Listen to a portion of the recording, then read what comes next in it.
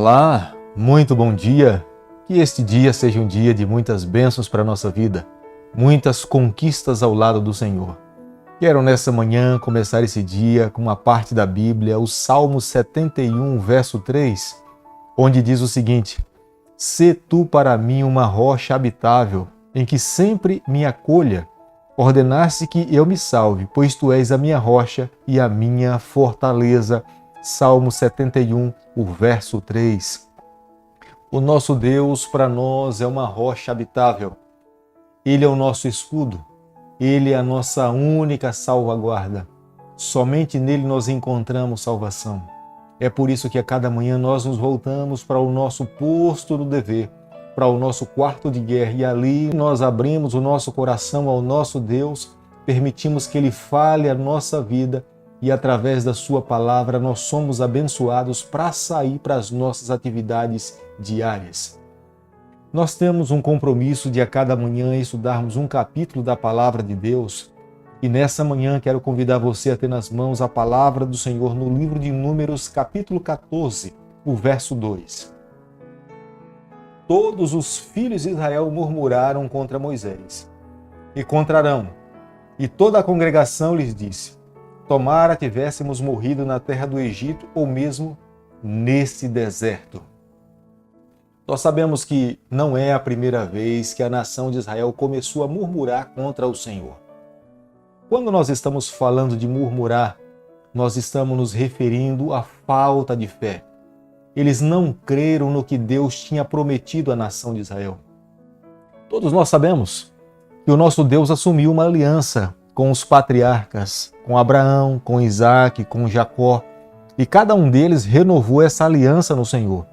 E Deus os tirou da terra do Egito com mão poderosa, milagres aconteceram no deserto, e Deus, a cada milagre que ele realizava, ele falava para a nação de Israel que ele iria cumprir a sua promessa, a sua aliança, e Deus mesmo levaria o seu povo para que eles pudessem entrar na terra que mana leite e mel.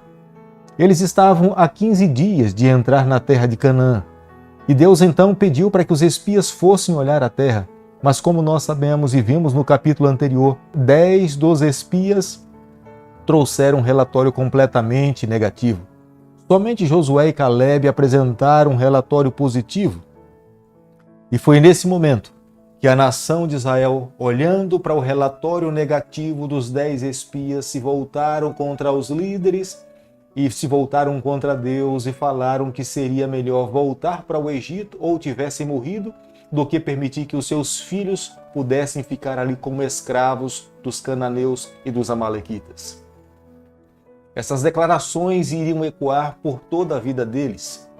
Eles não sabiam que seria a geração futura, os seus filhos, que iriam herdar a terra, e eles não teriam condições de entrar na terra de Canaã.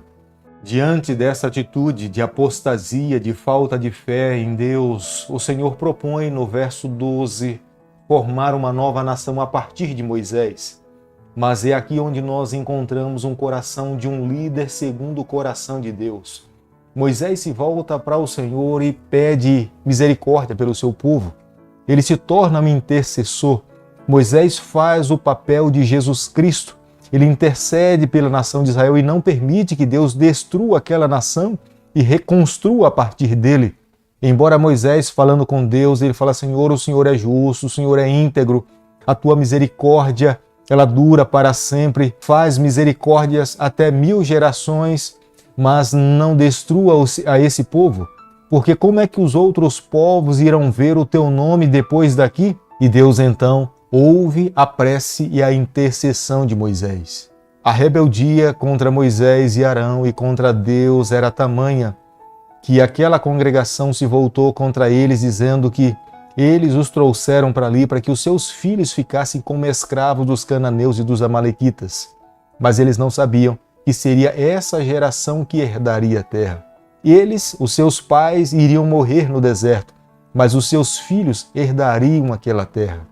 A apostasia era tamanha que eles pensaram em nomear um capitão para que os levassem de volta ao Egito e eles não perecessem ali segundo como eles acreditavam que iria acontecer. O livro de Números, capítulo 14, o verso 5, a Bíblia fala que Moisés e Arão caíram sobre os seus rostos. Era a diferença da nação de Israel. Enquanto os israelitas, eles criticavam Moisés e abandonavam a crença no que Deus poderia fazer por eles, Moisés e Arão se voltavam para o Senhor. Abriram seu coração a Deus, relataram para Deus o que estava acontecendo. É claro que Deus sabia do que de fato estava se dando entre eles ali, mas Moisés e Arão abriram seu coração a Deus porque ele sabia que somente Deus poderia socorrê-los naquele momento. Eles mesmos estavam cientes do que aquela nação estava pretendendo fazer, escolher um capitão para que pudessem voltar para o Egito, e ele sabia que esta não era a vontade do Senhor. Apenas 2 príncipes se levantaram a favor da nação de Israel e irem em conquista da terra prometida, porque eles mesmos tinham espiado a terra. A terra manava leite e mel. A terra era tudo aquilo que Deus tinha falado para os seus pais. Um cacho de uva daquela terra, um homem sozinho não conseguia carregar. As romãs também eram grandes, os figos da mesma forma. Josué toma a palavra e fala para aqueles homens que eles poderiam tomar aquela terra como um homem toma um pão nas suas mãos e o come, porque ele não estava confiando na sua força. Ele não estava confiando na sua habilidade, mas ele mesmo declara que o poder de Deus, se o Senhor estava no meio deles, como ele já tinha se manifestado muitas vezes, Deus os daria força para que eles pudessem conquistar a terra que mana leite e mel, que ele tinha prometido aos seus pais. Capítulo 14, o verso 10, nós podemos ver que foi necessário haver a intervenção divina. Deus mesmo se manifestou no santuário para que a congregação não apedrejasse Moisés, Arão e Josué e Calebe. Deus se manifestou, Deus se fez presente naquele momento, Deus interviu na decisão da nação de Israel. Deus, ele sempre vai na direção dos seus filhos fiéis. Ele nunca abandona aqueles filhos que buscam viver uma vida de fidelidade. Por mais difícil que nós possamos passar por provações nessa terra, Deus sempre estará ao lado daqueles que se mantêm fiéis ao lado do Senhor. Nós podemos nos lembrar da palavra de Deus quando Daniel e os seus amigos estavam em Babilônia. Deus entrou na jaula dos leões. Deus esteve ali na fornalha ardente e protegeu os seus filhos, não permitiu que o fogo atingisse os seus filhos. Meu amigo, nessa manhã, eu não sei qual é a luta que você tem enfrentado na vida, as batalhas que você tem enfrentado no seu dia a dia, mas você precisa crer, confie, tenha certeza que Deus vai estar ao seu lado para te conceder a vitória. O livro de Números, capítulo 14, o verso 20, diz o seguinte: Tornou-lhe o Senhor, segundo a tua palavra, e eu lhe perdoei. Deus perdoou o pecado daquele povo. Deus não mais iria destruir a nação de Israel. Deus não iria fazer de Moisés uma nova nação, mas as consequências daquelas pessoas em não ter confiado no Senhor, eles teriam que pagar as consequências. Por 40 anos eles teriam que transitar pelo deserto. Os seus filhos entrariam na terra prometida, mas toda aquela geração que deixou de crer no Senhor pereceria no deserto. Meus amigos, nós vivemos um período, numa época, onde muitas pessoas também vivem uma vida descrente no Senhor. Somos nós que temos a responsabilidade de proclamarmos as boas novas de salvação. Eu e você, nós não podemos perder a fé de entrarmos na terra que mana leite e mel, na Nova Jerusalém. Nós precisamos crer no poder de Deus, por mais difícil que esteja a vida, por mais lutas que possam existir, por mais provações que nós possamos enfrentar, nós não podemos deixar de acreditar que Deus estará do nosso lado para nos conceder a vitória. Que no dia de hoje, que na nossa vida, nós possamos testemunhar e crer que muito em breve nós nos encontraremos com o nosso Salvador e viveremos com Ele por toda a eternidade. Aqui no livro de Números, capítulo 14, no verso 34, é o primeiro momento que nós encontramos na Bíblia, no Antigo Testamento, a predição profética. Cada dia representava um ano.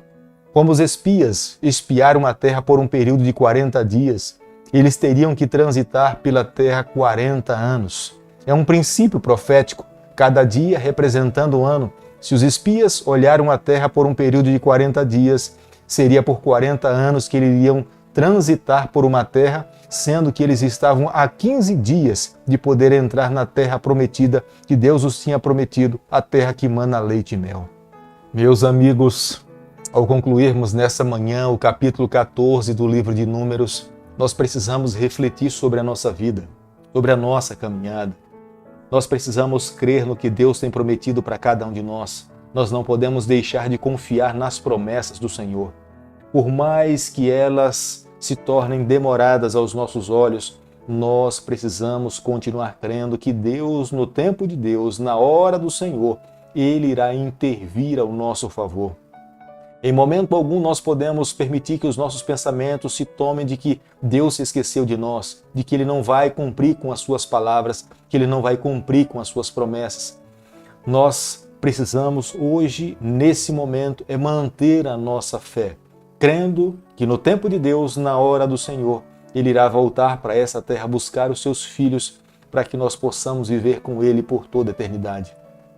Quando nós olhamos para os momentos que nós estamos vivendo, já conseguimos perceber os passos de um Deus que se aproxima para buscar os seus filhos. Os sinais são muito evidentes. A natureza revela que Deus está voltando. O cenário político do nosso país e do mundo, nós podemos perceber que Deus está dizendo: eu estou voltando para essa terra, porque nós não conseguimos encontrar justiça, nós não encontramos honestidade, mas Ele promete para nós que um dia voltará para estabelecer o seu reino, onde haverá justiça, onde haverá integridade.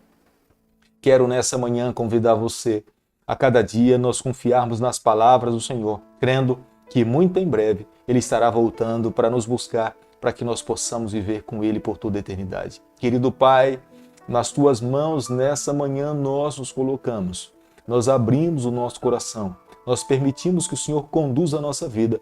Fica conosco, é o nosso pedido e a nossa oração, e nós fazemos em nome de Jesus. Que o Senhor te abençoe e te guarde, que Ele faça resplandecer o seu rosto sobre você, que Ele tenha misericórdia de você, e sobre você, nessa manhã, Ele levante o seu rosto e conceda a sua paz, em nome de Jesus.